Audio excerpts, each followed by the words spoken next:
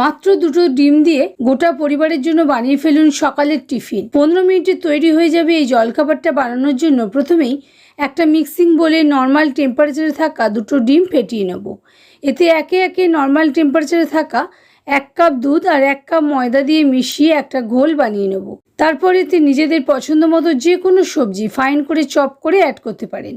আমি এখানে পেঁয়াজ, ক্যাপসিকাম, টমেটো কুচি, গ্রেটেড গাজর, কাঁচা লঙ্কা ও ধনেপাতা কুচি, 1 চামচ নুন, একটা সেদ্ধ আলু গ্রেট করে, 1/2 চামচ গোলমরিচ গুঁড়ো দিয়ে সবটা ভালো করে মিশিয়ে নেব। এরপর প্রসেস চিজ গ্রেট করে আবারও সবটা ভালো করে মিশিয়ে নিলেই আমাদের ব্যাটার রেডি। আপনারা চাইলে মজরেলা চিজেরও ব্যবহার করতে পারেন। এরপর তাওয়াতে 4 টেবিল চামচ তেল ভালো করে গরম করে পুরো ব্যাটারটা ঢেলে ঢাকা দিয়ে দেবো। লো ফ্লেমে 10 মিনিট রান্না করে ওপরের সারফেস শুকনো হলে উল্টে অপর পিঠও ভেজে নিতে হবে।